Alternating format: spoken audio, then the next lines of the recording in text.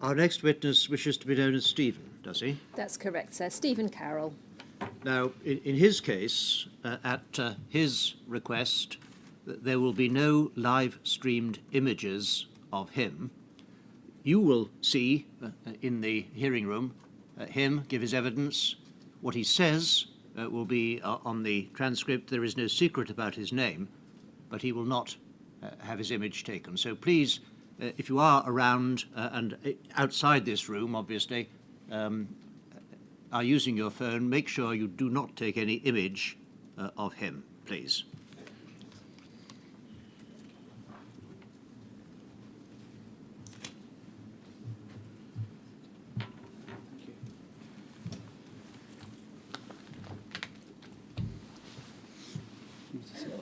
Yeah. Absolutely fine. Great. Please state your full name My name is Stephen Carroll. and repeat after me. I do solemnly, sincerely, I do solemnly, sincerely, and truly declare and affirm and truly declare and affirm that the evidence I shall give that the evidence I shall give, shall be the truth, the truth, the whole truth, the whole truth, and nothing but the truth. and nothing but the truth. Thank you.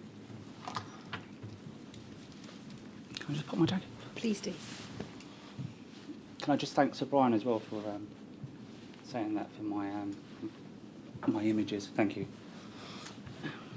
And also, can I just I'd like to say how brave Della and Dan were in their evidence before. I thought it was really courageous, and you know, it gives people like myself the opportunity to be courageous. So yeah, thank you. Thank you. Stephen, you were diagnosed with severe haemophilia A when you were about 15 months old. That's correct. And initially you were treated with cryoprecipitate. Yes.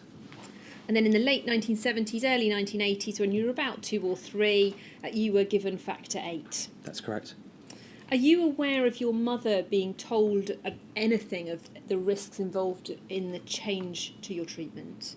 Not that I'm aware of, no, unfortunately. And my mother's no longer alive for me to have obtained that information since the inquiry started. So. Now, at first you received your factor 8 when in hospital. That's and correct. Then when you were about 7 or 8, your mum was taught to administer it at home. I believe so, yeah. It's around that time. It's a little bit foggy, but yeah, it's around that time. Of course. Paul, can we have document 1139002, please?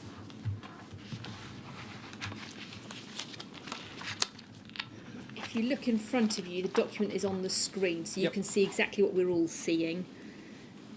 On the 18th of June 1984, a blood sample was taken from you, and you tested positive for HIV. Is that right? Yeah, that would appear right, yeah.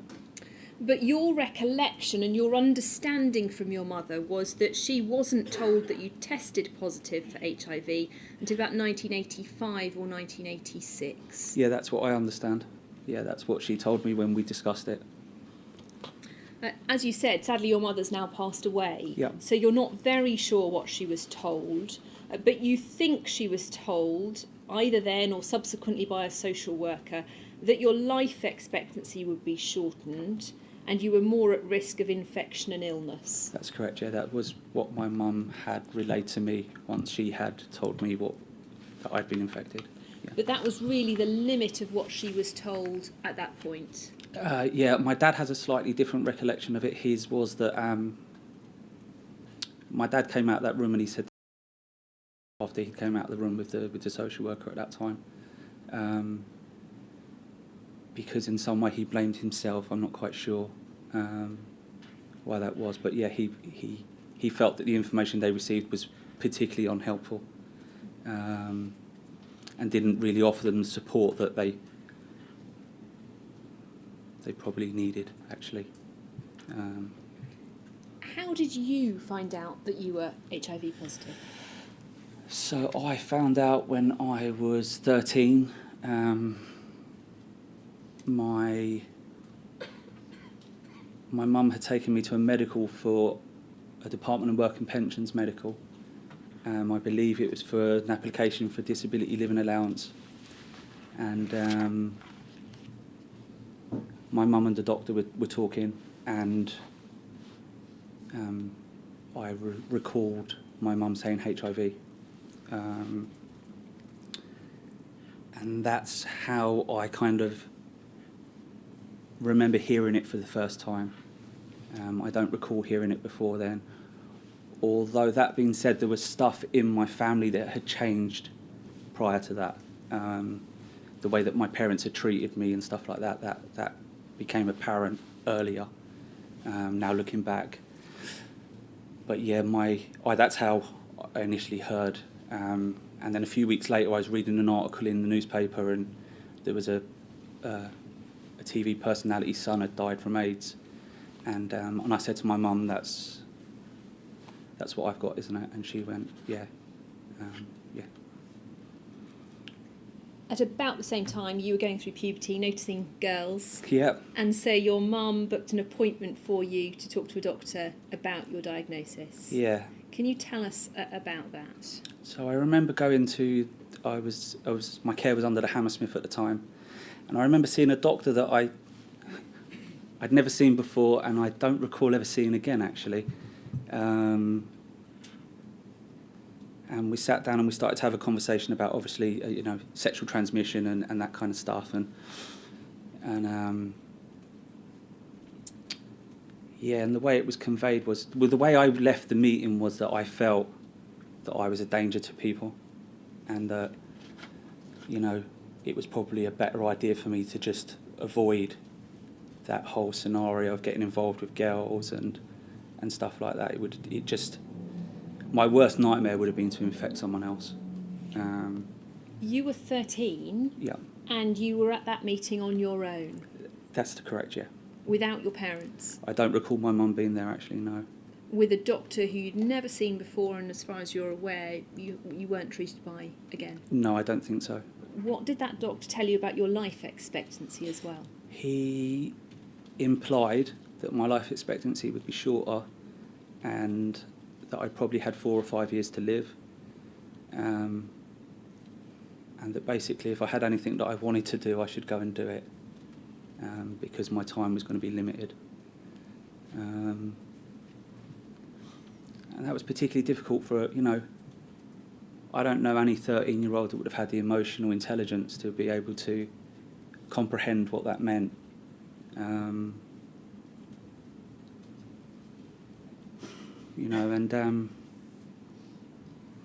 It influenced every major decision I made in my life thereafter. And I made some bad choices along the way. But it certainly had a massive impact on me. I would fail to articulate, actually, the impact that it had on me. Your mother was also told at some point that you had hepatitis C. That's correct. But you're not entirely sure when that was. I don't recall when that was. I was actually told that in a very off-the-cuff kind of way. Can you tell us how you were told? I was in a routine appointment with a haematologist, and he looked through my records and he said, "Oh, you got hepatitis C as well." And for some reason, I'd already known that. I'm not sure how I already knew that, but I went, "Yeah, it's okay, I already know that." And that was the end of the conversation. Not really understanding the magnitude of it, really. As far as you're aware, were you given any information about hepatitis C, how to manage it, and the risks involved? No, none at all. You said that you reacted very badly to the news at 13, Yeah. that you had 4 to 5 years to live. Yeah. You, in fact, left school at that point. Yeah, I kind of made a conscious decision that I wasn't going to be alive long enough to use an education. So what was the point of having one?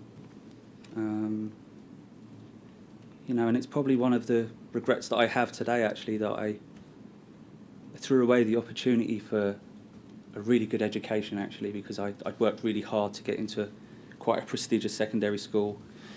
My teachers had quite high hopes for me, You know, they'd spoke about Oxford and Cambridge, and, you know, I would have been the first member of my family to go to university had that transpired. Yeah, it's one of my regrets, actually. But, you know, given the information that I was given at the time, there was a lot that I wanted to do. And I was a really angry young man at 13, actually, because of it. And how did that anger express itself? Firstly, I took to my bed for a year and played the Mega Drive for an obscene amount of hours. And then I was quite a smart kid, and where I grew up on a council estate, you know, and I grew up quite poor. So our financial situation was not great. So where I come from, if you want money, you have to go and do certain things to earn that money. And in my world, money creates choices, and then I could do what I wanted to do. So that was kind of what I chose to do.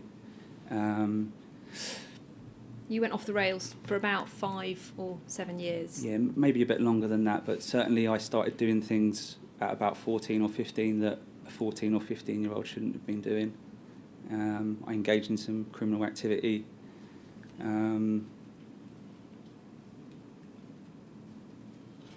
Yeah, and you know, and it afforded me the choices to do what I wanted to do with my life. And what it did, and it gave me the opportunity to regain some power, actually, because I felt that all my power and all my choices had been taken away from me. And what it did do is it gave me the opportunity to exert some power and some control, and actually to be angry towards society, because I felt that I carried huge amounts of societal shame for many, many years. Yeah, and I turned all the anger inwards, actually. I actually despised who I was. You've said that in engaging in that criminal activity, you wanted to have killed yourself before the infections killed you. Yeah, so I got to a certain point where I couldn't cope with the internal conflict that was going on inside me, and I wanted to die on my own terms. And I turned to drugs and alcohol, and they provided me with a certain amount of ease and comfort for a little while. But I always had it in the back of my mind that they would, should I need them to, they would do the job for me. I wanted to die before I became symptomatic, actually, because that would have been where I grew up and where I come from. That would have been extremely difficult. You know, my HIV status was the family secret, and it would have been very difficult where we grew up for that to have become public knowledge. Yeah. At the age of 15, you decided you'd never have children. That's correct, yeah. What was going through your mind? Well, I'd started to have relationships with girls by then, and you know, the sheer terror of not being able to share that information with them. You know, filled me full of. Do you know what? I can't even articulate how it made me feel. You've said in your statement, I felt I had no choice in the decision I made because I was worried and scared that I'd put the children at risk. I also believed I wouldn't live long enough to raise them. And that was my belief at that time. Yeah, that was my belief at that time. And it's one, in all the work that I've done on myself over the years, it's the one thing that I've never been able to change, unfortunately. So yeah, even today, my last relationship ended because I was not prepared to have children. Yeah.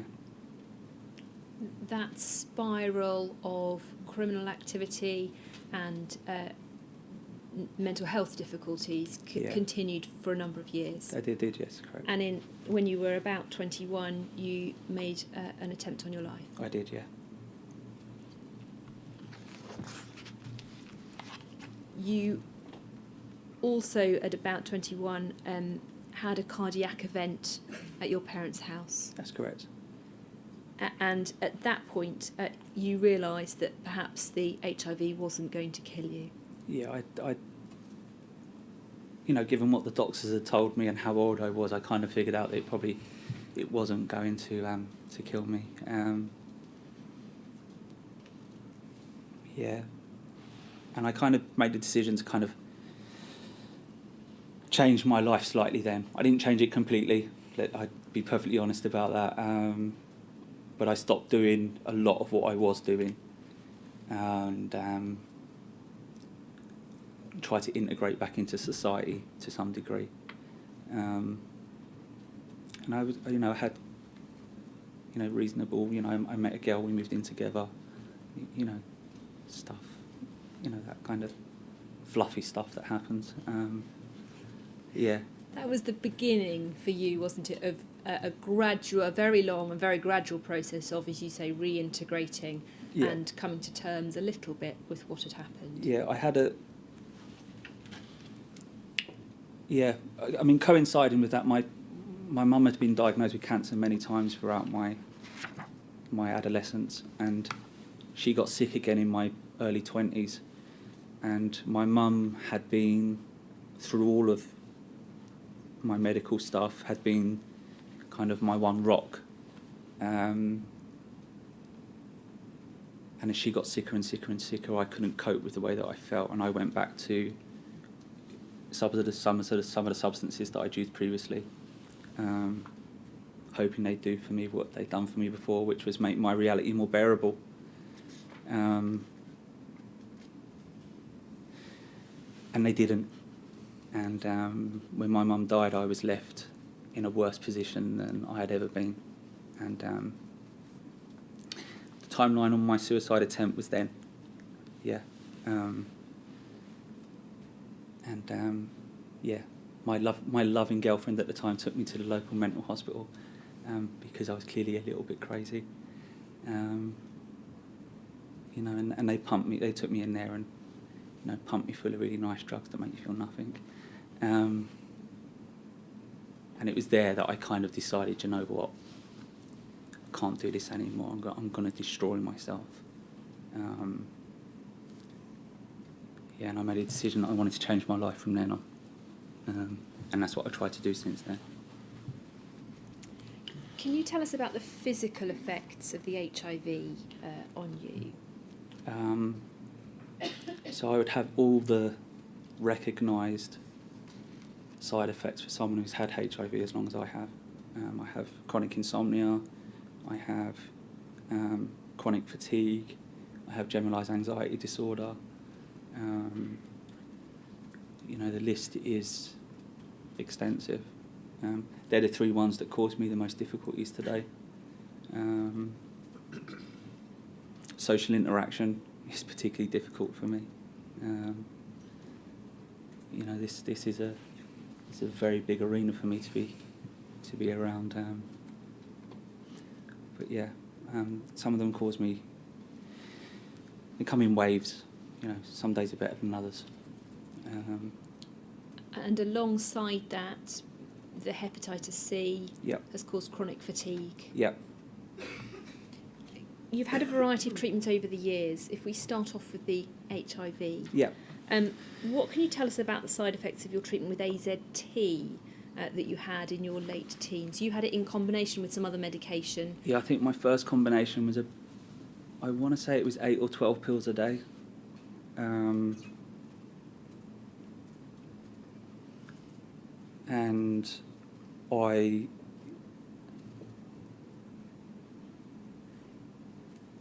it completely it wiped me out, is the best way I can describe it.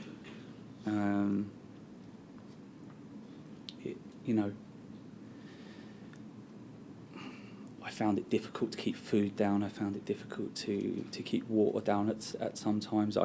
broke out in something called a neovropine rash, and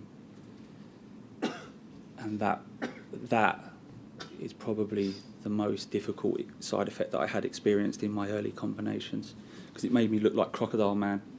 All my skin was very flaky, and people would move away from me on public transport, and if that didn't, it just impounded and made worse the societal shame that I'd carried for all those years, because there was actually people physically manifesting that to me, that as it goes, you know what, you need to stay away from this guy.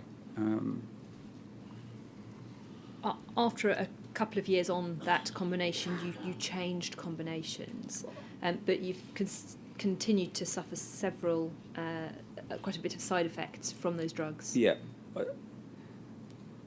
I've had side effects from all the drugs I've taken until probably the second from last combination that I had taken.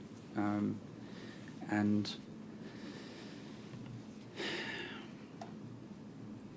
they've all given me different kinds of side effects, but they all bring me back to the same place where I'm kind of just left, not being able to do or live my life the way in that I want to.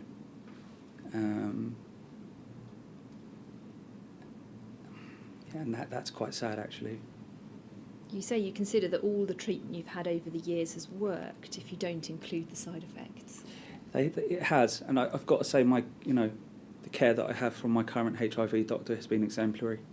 He's one of the best doctors that I've ever had. And he was actually the first doctor that ever acknowledged to me that what happened was wrong. And I can't tell you the healing that took place in that. There was so much healing that took place in his acknowledgement that what happened was wrong. And I have so much respect for him as a doctor and as a human being as well.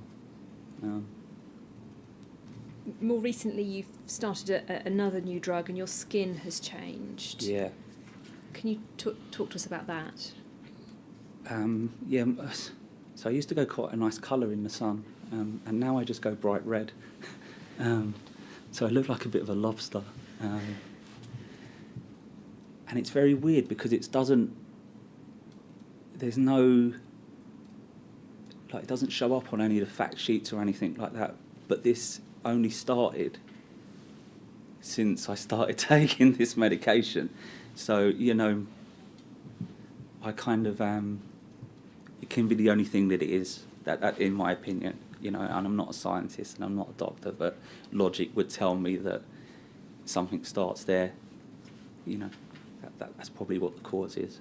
And that's caused you quite a lot of emotional distress. Yeah, it shut me down for about a year. I didn't want to leave the house. The amount of shame that I carried around that was horrendous, and it just paralysed me.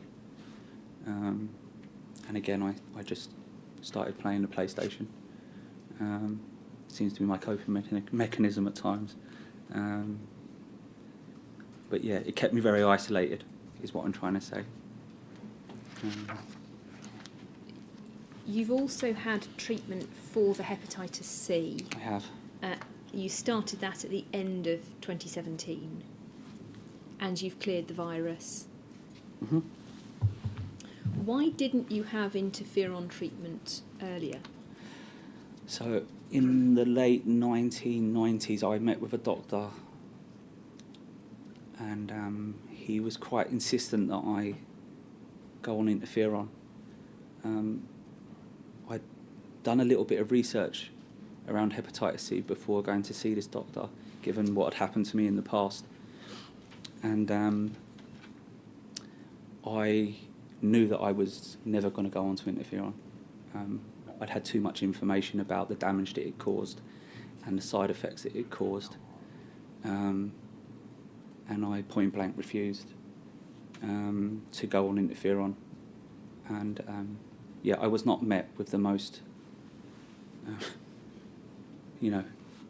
active kind of. He wasn't open to my idea because he was a professor of such and such, and I was just a patient, really.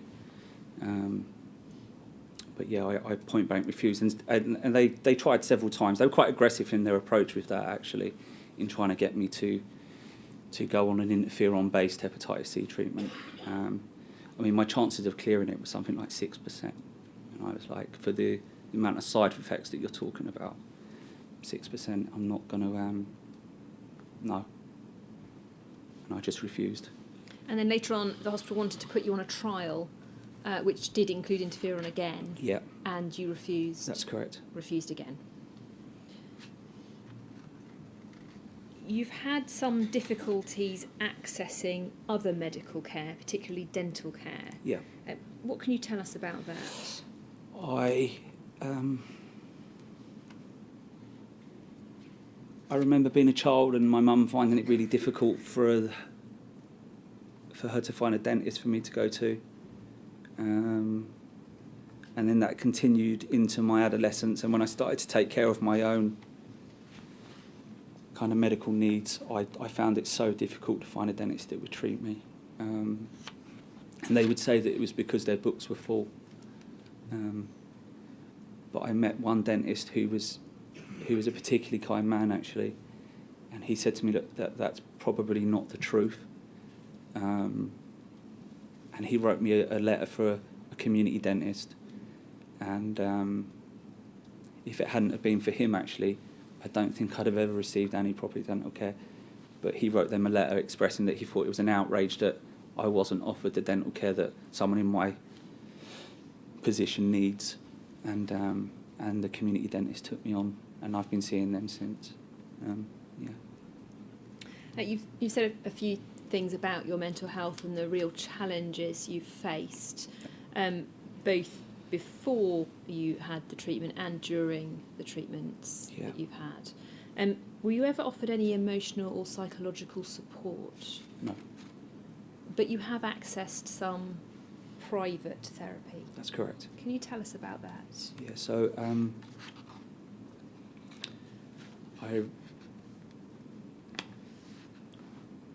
I have been fortunate enough to use some of the money that McFarlane Trust provided for me to put towards my own therapy. Because for me it was about, I needed to get comfortable with my emotional world and my understanding of the complexity of the trauma that had actually happened. And, I banged my head against the wall with the local community mental health service for a few years. And their solution was to put me on medication. And, that's a band-aid to a wound that needs deep cleaning and stitching and stuff like that. And pills don't provide that, given the opportunity to talk about how I felt when I was 13 and, that kind of stuff works for me.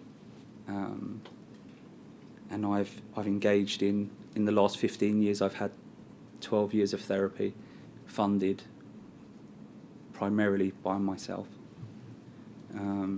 I've had 2 grants, one from the McFarlane Trust, which was for £1,200, and I had one recently from the English Infected Blood Support Scheme for £900, and I've got to say I find it rather insulting that they believe that is enough money to deal with the amount of emotional trauma that has been caused by this. In fact, the therapist kindly reduced their fee considerably to try and maximise the amount of therapy you could have for that money. That's correct. Her normal fee is £200 an hour, and she reduced it to £100 for me.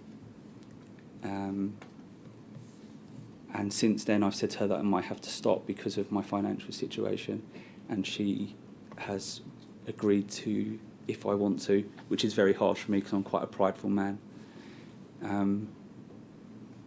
She's agreed to see me for free for a little while because she believes I deserve the opportunity to get through this and it not be the bag that I carry around with me for the rest of my life. Because those mental health difficulties have continued Yeah. and do continue today. Yeah, and they get progressively worse. Yeah. Can you face telling us a little bit of how you are now? Do you know what? I started seeing this new therapist at the end of last year, and she's unlocked something in me. And she's given me the opportunity to get comfortable with my emotional world, and I've realised that actually the shame that I carried is not mine. It belongs to society. And the stigma that I carried as well, that belongs to society. They're not mine. And the process I'm in at the moment is trying to give some of that back to society, because it doesn't belong to me. You continue to suffer from depression, Yes. anxiety, Yep. and OCD. Yeah, my OCD, funny enough, in the lead up to this has gone off the chart. I'm doing new things that I've never done before, and I got it to a point where it was manageable, and it's become very, very unmanageable in the last 6 months, actually, maybe before that. My fear kind of started again when the NHS Business Service Authority and the EIBSSS took over. I was extremely uncomfortable with that arrangement.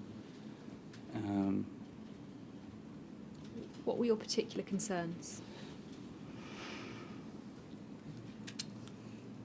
The trusts were not a perfect solution to the problem. Yeah.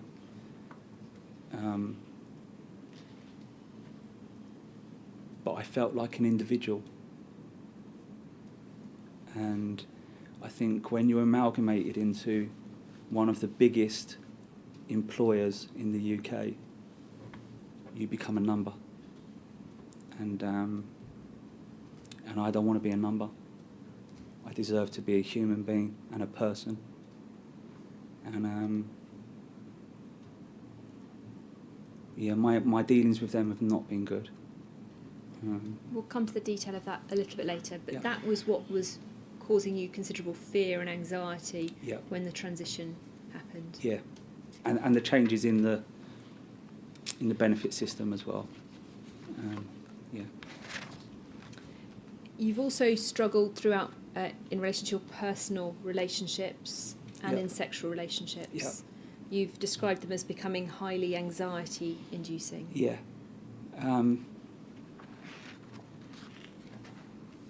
I was scared of women for a long time, and I grew up in a household full of women.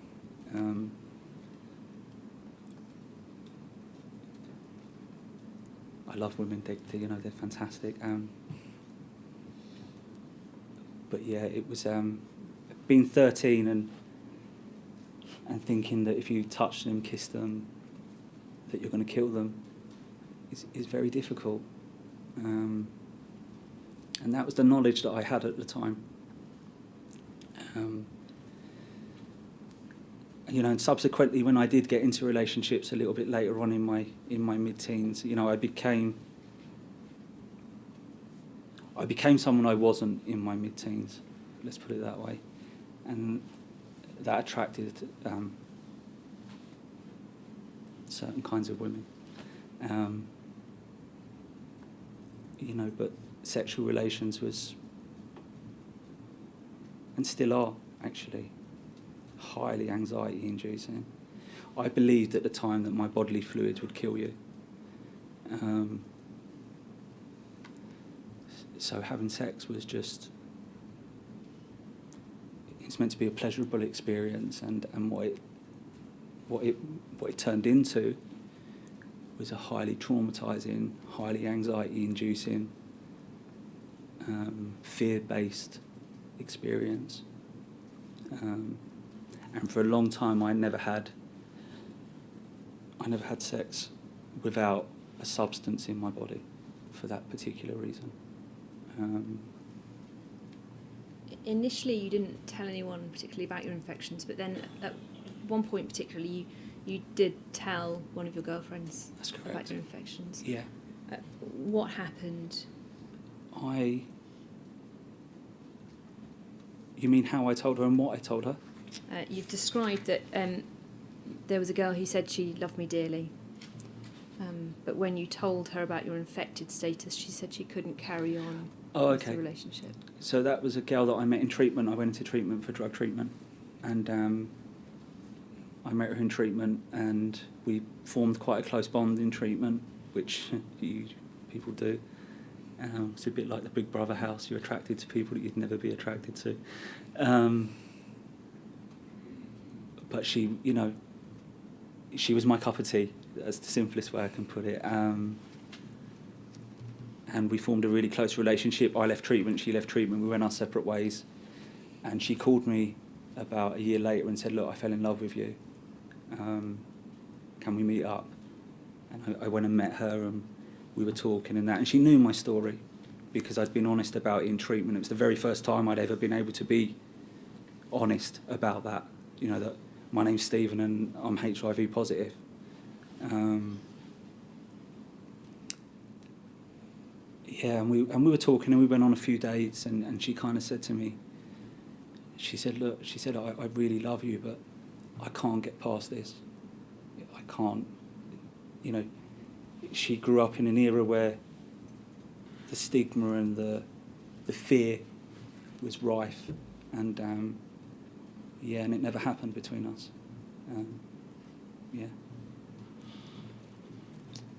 You've said your infections were kept as a secret. Yeah, they were my family secret. Why was that? What was the sort of particular worry?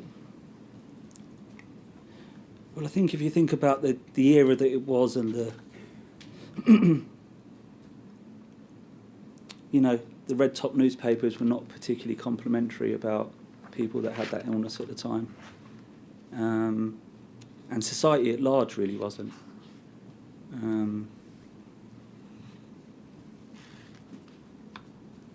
That my main concern is that it started inward and spread outwards.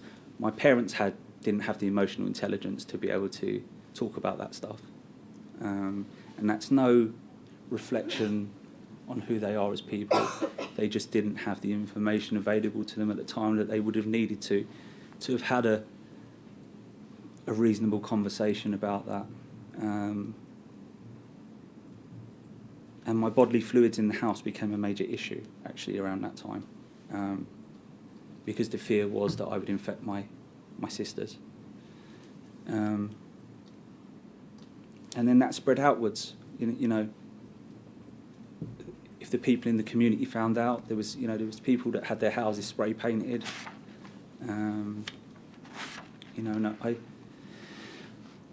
I think I've got pretty broad shoulders, and I don't mind taking that stuff on my shoulders, but I wouldn't want to inflict that on my sisters.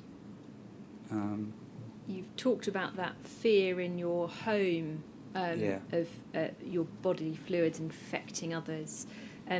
You said in your statement that your parents became controlling and worried about them. You suffered from a lot of mouth bleeds. Being a child, you just wiped the blood on the tablecloth or your clothes. Yeah.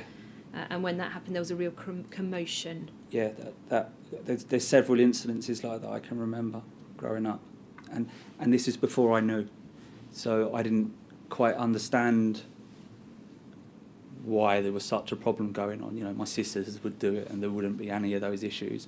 I would do it, and there would be, it'd be like a contamination zone. For a long time, you blamed yourself for the breakdown of your parents' marriage as well. That's correct. I think the stress of that period of their relationship, and there was some other stuff going on that I've since become aware of, but at that time I was unaware of that. I think I walked away with that believing that, do you know what, I thought so little of myself actually, that I thought that all the problems in our household were my fault.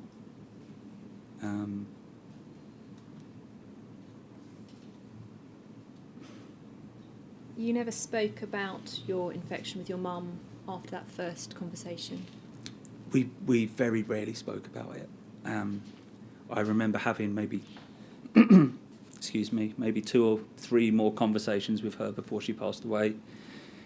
My dad is not emotionally equipped to talk about this stuff. He doesn't like to speak about it at all? No, he gets... He is where I was 20 years ago. He is extremely angry.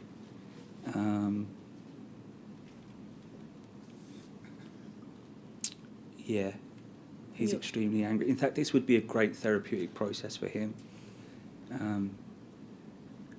Trying to get him to engage in that might be quite difficult, but I think it would do him the world of good. Your siblings weren't told directly about your infections? No. But they sort of picked it up? Yeah, my when I had the cardiac event in my parents' house, my middle sister and her boyfriend were present, and obviously the ambulance men had come in, and very quickly my sister moved her boyfriend out of the room. Very quickly, because she knew that they were going to ask certain questions that she didn't particularly want him to hear in that way. My older sister, her boyfriend still doesn't know. They've been together 26 years. Yeah. My baby sister is the most open to being able to discuss that, and she is she's been a real source of support to me over the years, as has my middle sister. But it's not something that we talk about as a family. No, that's why I think it's been important for me to seek the sources of support somewhere else. You've talked about having left school at 13. Yep. And all the challenges you faced through until you realised you needed to sort your life out. But the lack of education has held you back considerably. Yeah. As well as your ill health, you've never been able to work. No. And now I feel hugely ashamed, actually, saying that in front of all these people.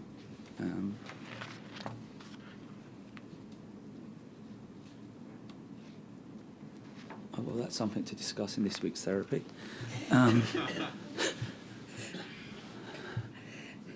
Let's move on. Yeah, okay. No, I'm quite happy to discuss it. It's just interesting how the process works in my mind. Excuse me. In about 1992, when you were about 13, your parents received an ex gratia payment on your behalf. That's correct. That was held for you until you were of age. Yeah. And you recall your parents had to sign a waiver. Yeah. What did your parents tell you about that waiver? Not too much.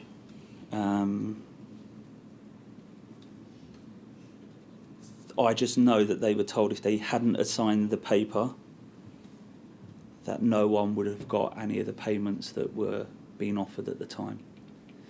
So the conversations that my mum and I had had about it since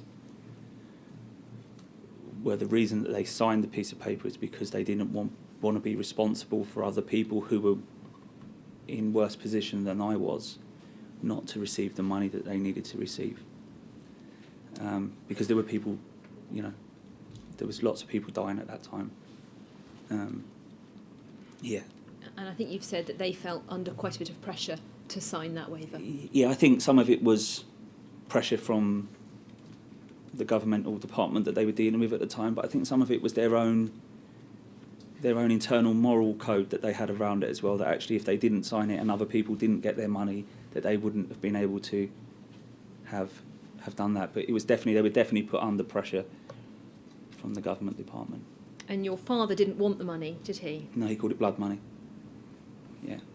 He said my son's life hasn't got a price.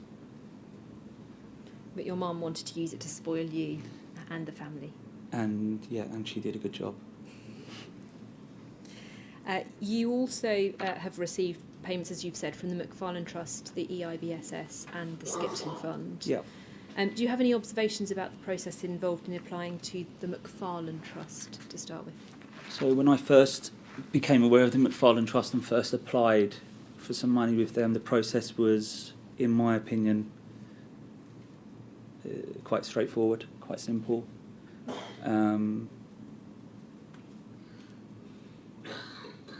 I believe they did the best with what they were given from central government, and there was a time when they had slightly more sway than they did later on in their existence. The bottom line is that the amount of money they were handing out was insignificant, really. And to go through all the hoops that you needed to jump through in order to get as little money as they were offering, just for me, I hardly claimed any of the money I was entitled to, because I just didn't have the drive or the determination or the mental space to be able to jump through those hoops. You've described in your statement that initially the process of applying for financial assistance was initially very simple, but then there was a cut in funding, as you understood it, that caused complications. And at that point there was a real change in atmosphere, and they went from being a supportive entity to not being that way at all. And at that point you disengaged. That's correct. You've spoken a little bit about the change from over to the EIBSS. Do you have any other observations that you want to make about them? They're run like a government department, basically.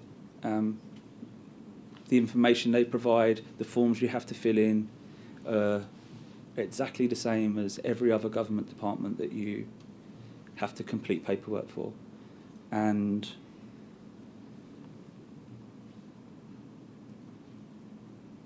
they just don't have the empathic understanding of what it is that we've suffered with as a community. And I think it is, I've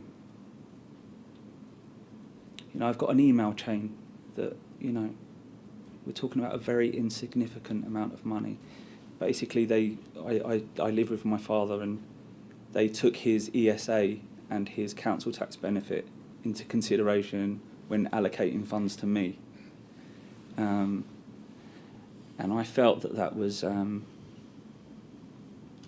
unjust, actually. And I told them so. And I have been waiting for an email from two individuals who are quite high up in the NHS Business Service Authority since January to explain it, and I have had nothing from them. You've said you'll provide those emails to the inquiry after today. Those are the questions I have for you. Is there anything else you'd like to say?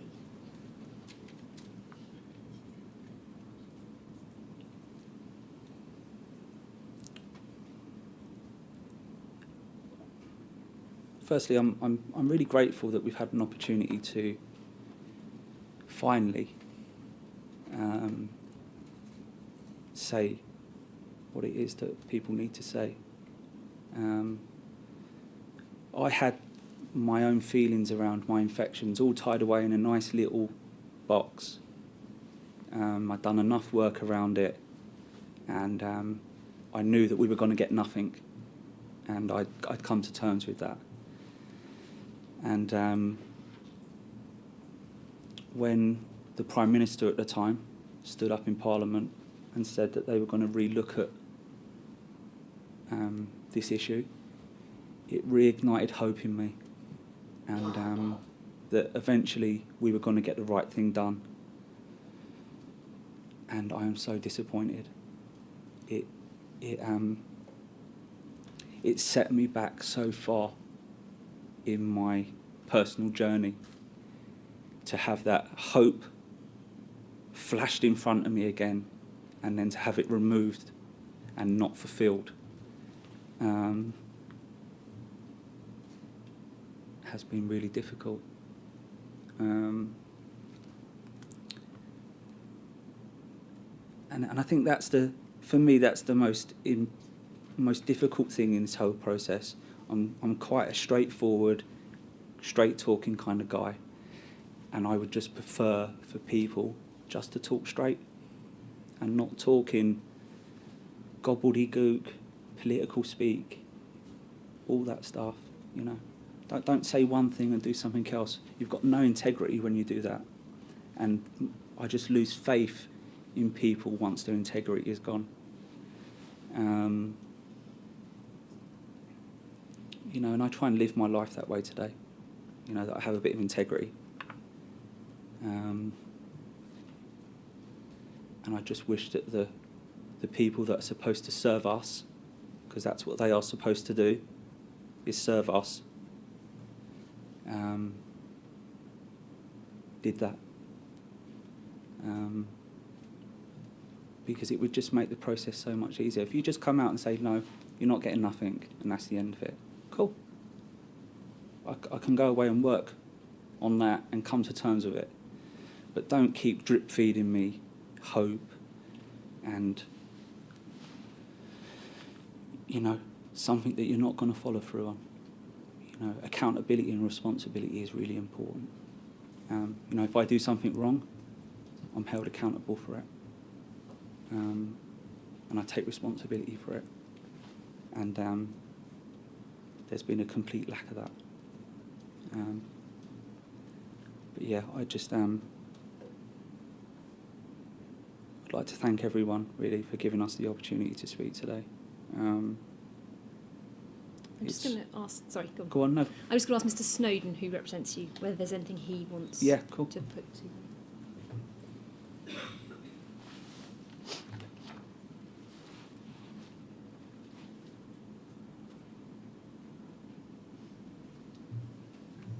He has nothing else that he wants me to raise with you. There is just one matter which I want to ask you about, and I'm sorry that it's about money. You did say that when you got £1,200 and then £900 to help with the cost of counselling, Yeah. that you thought that was something of an insult. Yes. You have had counselling for 12 years, you've paid for it yourself. Yeah. Can you give me just a sense of roughly how much you have paid out of your own resources to achieve counselling? So in the last 12 years, I would estimate it's close to £30,000.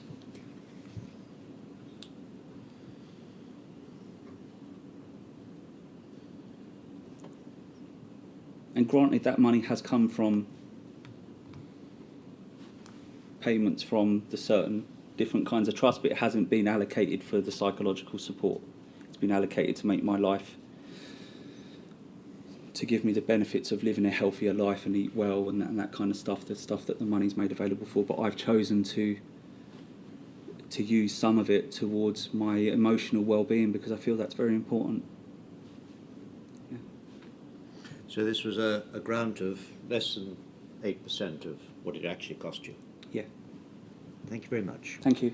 That's all that I have to ask you. It remains to thank you for being so open with us and for giving your evidence as you have. Great. Thank you so much.